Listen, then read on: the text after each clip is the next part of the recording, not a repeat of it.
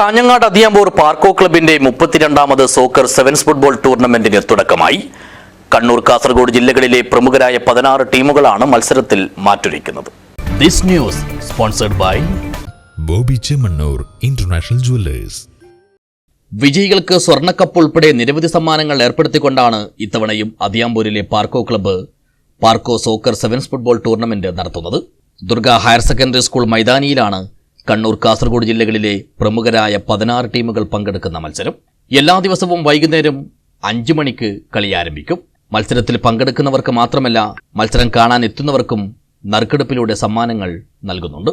2 ആഴ്ചക്കാലം നീണ്ടു നിൽക്കുന്ന tournament CPIM Kanhangad area secretary advocate K Rajmohanan ഉദ്ഘാടനം ചെയ്തു. നമ്മുടെ പ്രദേശത്തെ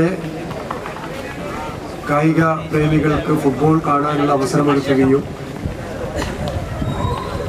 ഈ പ്രദേശത്തു നിന്ന് പുതിയ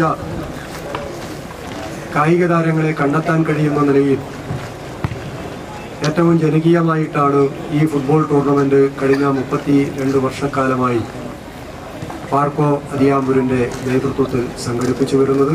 ചടങ്ങിൽ ക്ലബ്ബ് സെക്രട്ടറി PV സാലു അധ്യക്ഷനായി. MK Vinod Kumar, V Karunakaran, K Mohanan എന്നിവർ സംസാരിച്ചു. ക്ലബ്ബ് പ്രസിഡന്റ് AK രസിക് സ്വാഗതവും ജോയിന്റ് സെക്രട്ടറി KT അശോകൻ നന്ദിയും പറഞ്ഞു. News bureau, Kanhangad.